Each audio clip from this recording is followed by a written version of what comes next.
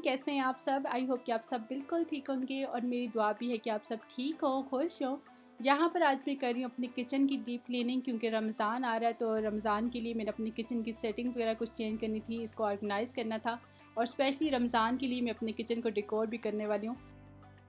तो साथ साथ कुछ टिप्स वगैरह आप लोग के साथ भी शेयर करूँगी कि किस तरह से मैं अपनी किचन को क्लीन करती हूँ। सबसे पहले जो है यहाँ पर ये जो नीचे वाली कैबिनेट थी इनको मैंने खाली किया और यहाँ पर कोई भी शेल्फ्स वगैरह नहीं है, ये इसी तरह से हैं, तो इनको जस्ट मैंने एक ब्रश के साथ क्लीन किया और उसके बाद फिर एक वाइप को मैंने गीला करके तो इनको अच्छे से वाइप कर लिया। और ये जो कैबिनेट्स होती हैं ये बंद होती हैं, तो थोड़ी सी हल्की सी यहाँ पर एक स्मेल सी थी, उसकी वजह से मैं यहाँ पर जो है ना ये मीठा सोडा डाल रही हूँ और इसके ऊपर मैं हल्का सा सिरका स्प्रे कर दूँगी, तो खुद ही से सारी स्मेल जो है वो ख़त्म हो जाएगी इनकी।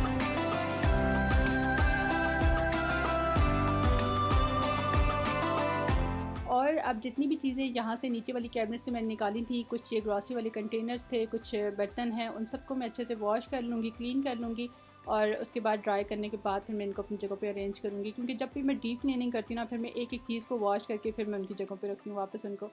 तो यहाँ पर कुछ बर्तन जो हैं वो रेगुलर जो खाने पीने वाले हैं वो भी जमा हुए थे, क्योंकि किचन जो होता है ना हमारा हर वक्त वो आबाद रहता है, कभी भी वो बंद नहीं हो सकता, तो साथ साथ जो है वो खाना पीना भी जारी रहता है, वो बर्तन भी जमा हो रहे थे, वो सब भी मैंने क्लीन किए। और ये जो ग्रॉसरी वाली कंटेनर्स हैं, क्योंकि जब ये खाली होते हैं ना फिर मैं इनको अंदर से वॉश कर लेती होती हूँ, तो अभी मैं इनको सिर्फ बाहर से क्लीन करूँगी और इनके जो लिड्स हैं उनको मैं वॉश कर लूँगी। अगर आप साथ साथ अपनी किचन की थोड़ी सी क्लीनिंग करते रहें ना तो फिर डीप क्लीनिंग के टाइम पे आपको इतनी मेहनत नहीं करनी पड़ती। तो जो भी कंटेनर वगैरह खाली होता है, चाहे ग्रॉसरी वाला हो चाहे मसाला बॉक्स वगैरह हो, जब खाली होता है ना तो मैं उसको वॉश करके और फिर मैं उसको दोबारा रीफिल करती हूँ। तो इसलिए फिर जब मैं डीप क्लीनिंग कर रही होती हूँ फिर मैं उनको अंदर से वॉश नहीं करती, जस्ट मैं बाहर से उनको वॉश कर लेती हूँ। तो यहाँ पर जितने भी कंटेनर और ये बर्तन मैंने वॉश करके रखे थे ये सब अच्छे से ड्राई हो गए हैं और जो कैबिनेट्स हैं वो भी ड्राई हो चुके हैं, तो इन सब चीज़ों को मैं अब दोबारा से अपनी जगह पे अरेंज कर रही हूँ। और थोड़ी सी सेटिंग भी मैंने चेंज की है, पहले मैंने और तरह से इनको रखा हुआ था और अभी और तरह से मैं इनको ऑर्गेनाइज़ कर रही हूँ। इंस्टाग्राम पे एक दिन एक स्टोरी मैंने शेयर की थी, तो किसी ने पूछा था कि आप तवे को किस तरह से क्लीन करती हैं।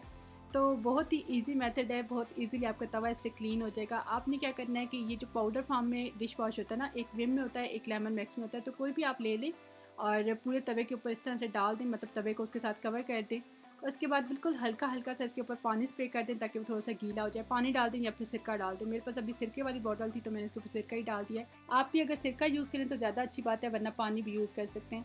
और बस फिर ओवरनाइट के लिए इसी तरह छोड़ दें, उसके बाद फिर मैं बताती हूँ आपको। तो यहाँ पर जो मेरा स्टोव है वो क्योंकि फ़िक्स नहीं है तो उसको मैंने निकाल के अच्छे से वॉश कर लिया है और जो स्टोव के स्टैंड हैं इनको भी मैंने वॉश कर लिया है और ड्राई करने के बाद फिर ये देखिए स्टोव को मैंने इसकी जगह पे वापस फ़िक्स कर दिया है। उसके बाद अब बारी है ओवन की, इसको मैंने क्लीन करना है। और ओवन जो है ना, एक तो ये मैं ज़्यादा यूज़ नहीं करती और दूसरा एवरी वीक इसको मैं क्लीन करती रहती हूँ, वरना तो बहुत ज़्यादा मैसी हो जाता है और काफ़ी मुश्किल हो जाता है इसको क्लीन करना। तो बस अपनी तसल्ली के लिए सिर्फ जो है ना DIY क्लीनर के साथ इसको मैंने स्प्रे करके और थोड़ा सा बाहर से और अंदर से क्लीन कर लिया है। और जितने भी मेरे DIY क्लीनर्स हैं उनकी रेसिपी जो है मैं अपने प्रीवियस किचन क्लीनिंग वाली वीडियोस में शेयर कर चुकी हूँ, तो वहाँ से आप लोग देख सकते हैं। अब मैं दोबारा शेयर नहीं कर रही क्योंकि वीडियो फिर बहुत ज़्यादा लंबी हो जाती है। और उस वीडियो का लिंक मैं ऊपर आई बटन पे भी दे रही हूँ, तो वहाँ से भी आप जाके देख सकते हैं। तो चलें अब तवे को क्लीन करते हैं और मैं आपको दिखाती हूँ कितना ईजीली ये क्लीन हो जाएगा। तो देखिए अभी मैं इसको बिल्कुल भी स्क्रब नहीं कर रही, जस्ट मैं इसको वॉश करूँगी और आप देखें कितना ज़्यादा ये क्लीन हुआ है। और अब बाकी जो रह गया है उसको मैं थोड़ा सा स्क्रब कर लूँगी, उसके लिए भी इतनी ज़्यादा आपको मेहनत नहीं करनी पड़ेगी, थोड़ा सा स्क्रब करना पड़ेगा तो वो भी इजीली क्लीन हो जाएगा। तो ये जो मेरा तवा है ना ये 5 साल पुराना है और 5 साल से इसको मैं यूज़ कर रही हूँ, फिर भी आप देखें कितना क्लीन है ये। तो कोई भी चीज़ जो आपकी क्लीन ना हो रही हो ना, कोई बर्तन वगैरह जल गया हो या कोई कढ़ाई वगैरह हो, तो बस आप उसके ऊपर ये पाउडर डालें और ओवरनाइट के लिए उसको छोड़ दें और सुबह आप उसको क्लीन करें तो देखें कितना ईजीली वो क्लीन हो जाएगा और कितने अच्छे से क्लीन हो जाएगा। तो यहाँ पर ये तवा देखें फ्रंट से भी और बैक से भी कितना अच्छे से क्लीन हो चुका है। उसके बाद अब ये जो रोटी वाले कपड़े हैं जिनको आप लोग पोने बोलते हैं, इनको मैं भिगो के रख दूँगी और फिर मैं थोड़ी देर के बाद इनको वॉश कर लूँगी। अगर बहुत ज़्यादा चिकने हो ना फिर मैं इनको एक दफ़ा बॉयल कर लेती हूँ सर्फ वाले पानी में। अब ये जो ऊपर वाली कैबिनेट थी इनको मैं एक एक करके खाली करके क्लीन कर रही हूँ और इनको भी मैं जो DIY क्लीनर है जो स्प्रे है उसी के साथ क्लीन कर रही हूँ। और यहाँ से भी जितनी चीज़ें मैं निकालती जा रही हूँ उनको मैं वॉश करके और फिर मैं दोबारा से वापस रखूँगी। तो ये देखें, जितनी भी ये मसाला बॉटल्स थी ना, इनको मैंने वॉश कर लिया है। इनके लिड्स मैंने अच्छे से टाइट करके बंद कर दिए थे और इनको बाहर से सिर्फ मैंने वॉश कर लिया है। कैबिनेट अब ड्राई हो गई, तो यहाँ पर अब ये वाली शीट में बिछा दूँगी जो मैंने आप लोगों को दिखाई थी ना, क्रॉकरी शॉपिंग वाली वीडियो में लेके आई थी।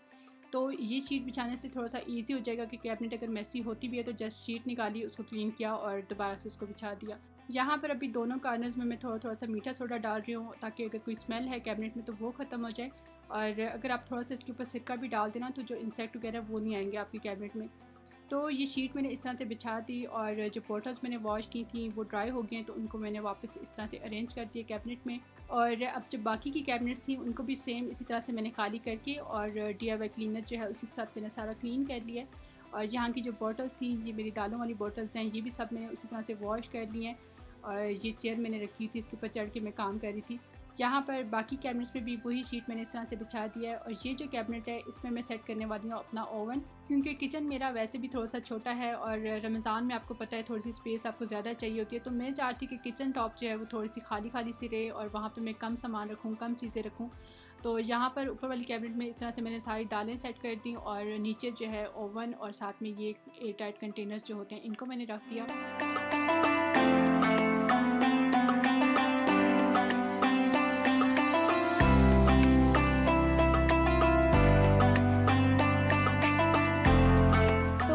सारी कैबिनेट्स ऊपर वाली भी और नीचे वाली भी अच्छे से क्लीन हो गई और उनको मैंने ऑर्गेनाइज भी कर दिया।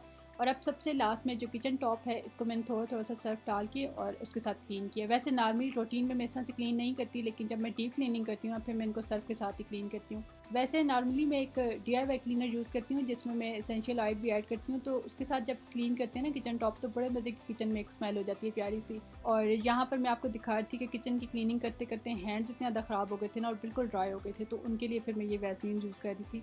यहाँ पर ये देखिए ज़रा, ये स्पून वाला था, इसके कितने पार्ट्स मैंने ओपन किए हुए। तो जब मैं डीप क्लीनिंग करती हूँ ना फिर मैं इसी तरह से करती हूँ, हर चीज़ को खोल के उसको अंदर तक मैं क्लीन करती हूँ। तो इनको भी मैंने वॉश किया और जितनी भी स्पून थी उनको भी मैंने वॉश करके रखा है। और बस किचन की क्लीनिंग मेरी तकरीबन ख़त्म हो गई और अब बारी आती है किचन को थोड़ा सा डेकोर करने की। और जो मनी प्लांट्स हैं ना, ये तो मस्ट है मेरे किचन में। और आप लोग पूछते हैं ये किस तरह से आप रखती हैं, ख़राब नहीं होती? तो बस आप इनको वॉश करते रहें और इनका पानी वीकली जो है आप चेंज करते रहें तो बिल्कुल भी ख़राब नहीं होती। तो ये जो मनी प्लांट है ये पहले दूसरे कॉर्नर में रखी थी, इसको अब मैं यहाँ पे रख रही हूँ ओवन वाली जगह पे। और साथ में ये एक छोटा सा फ्रेम मैंने रख दिया जो कि मेरी अपनी बनाई हुई पेंटिंग है। और उसके साथ मैं एक कैंडल रख रही हूँ। और दूसरा जो कॉर्नर है जहाँ से मैंने ये मनी प्लांट उठाई है वो मुझे बिल्कुल अब खाली खाली सा लग रहा था, तो वहाँ पे मुझे एक और मनी प्लांट ला के रखनी पड़ी क्योंकि मुझे इस तरह से वो अच्छा नहीं लग रहा था खाली।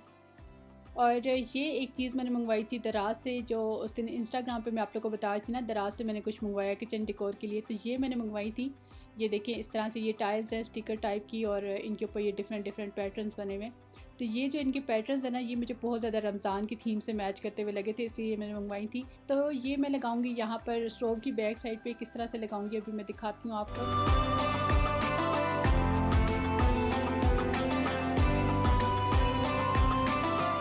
ये चीज़ एक दफ़ा मैं आप लोग को बता रही थी कि अगर आप लोग को ये स्टोव की बैक साइड की जो वॉल होती है ना, इसको क्लीन करना अगर मुश्किल लगता है ना, क्योंकि यहीं पे ज़्यादा चिकनाई वगैरह होती है स्टोव के साथ ही।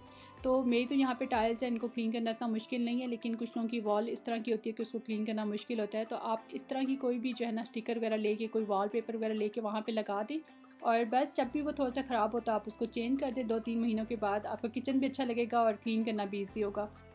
और बहुत कम प्राइस में होते हैं, 100 रुपीज़ का भी आपको कहीं से मिल जाएगा वॉलपेपर लगाने के लिए इस तरह से।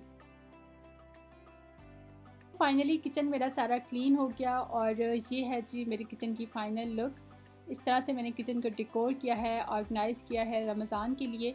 और जो चीज़ें ज़्यादा यूज़ वाली थी ना, बार बार सहरी में अफ्तारी में यूज़ होती हैं, तो उनको मैंने रखा है किचन टॉप पे। और बाकी सारी किचन टॉप ज़्यादा जो है मैंने खाली रखी है, क्योंकि जब स्पेस आपके पास ज़्यादा होती है ना, फिर आप कम टाइम में ज़्यादा काम कर सकते हो। और रमज़ान में तो यही होता है, सहरी में भी अफ्तारी में भी टाइम कम होता है और आपने सारे काम एक साथ करने होते हैं।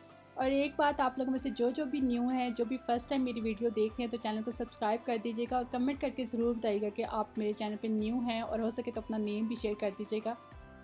तो इस वीडियो को मैं यहीं पे एंड करती हूँ। आप लोग जाते जाते वीडियो को लाइक लाजमी कर दीजिएगा। मैं आपसे मिलती हूँ बहुत ही अच्छे से नेक्स्ट व्लॉग के साथ। अपना बहुत सा ख्याल रखिएगा, सबको दुआ में याद रखिएगा। अल्लाह हाफिज़।